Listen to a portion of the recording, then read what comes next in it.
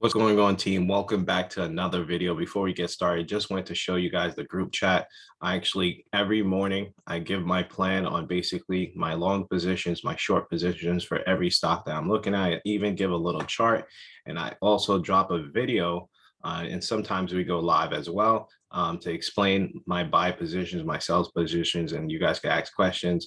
It's a very fun, friendly community. If you want to join us, message me on Instagram. So let's get started on my overview on the overall market. You can see that we're looking at the NASDAQ right now. NASDAQ basically double top at the $16,000 range. And we basically started to have a pullback. We double bottomed over here at that 1500 level. So definitely want to watch to see what's going to happen this upcoming week. Monday is Martin Luther King Day, so the market is closed. So we have to look for the following Tuesday, but it looks like a possible good dip buy situation that we could possibly bounce off this level. If you guys notice, stocks like Tesla, Apple, the whole tech sector started to basically push up. So definitely want to watch to see how it's going to react this upcoming week.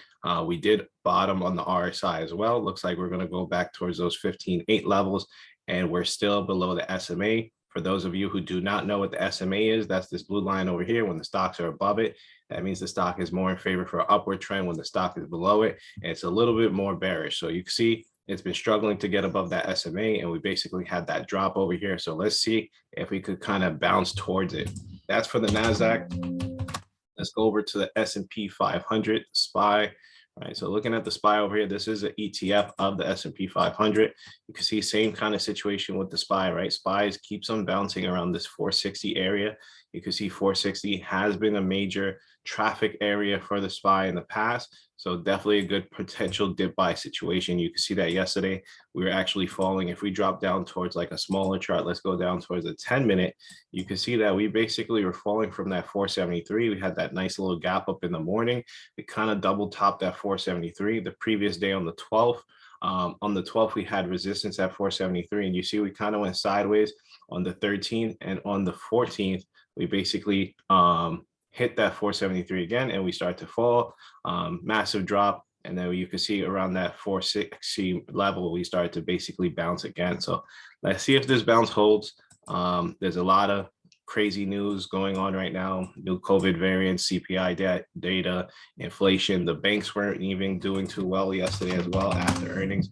You can see Wells Fargo. Actually, Wells Fargo is doing good now, but banks weren't doing too well. They didn't really take off like they expected them to. Check out Bank of America. Bank of America was one that was actually pulling back, that was basically causing some fear in the overall market. They do have earnings coming up on the 19th, so definitely want to see what's going to happen with that. But inflation is typically supposed to be good, and high interest rates are supposed to be good for banks. So if the banks are pulling back, that's not really a good sign. So that caused a little bit of fear in the market as well. So this upcoming week for the SPY, we want to see if it could get above that SMA, that 468, then we could start getting back towards the 470s. A lot of people, I think, start to buy the dip over here around this 460 level, in anticipation for a possible uptrend. So let's see what happens. People are trying to buy low, sell high. I'll see you guys in the next upcoming video, which will be tomorrow, on the top stocks that we have for this upcoming week. Enjoy your weekend.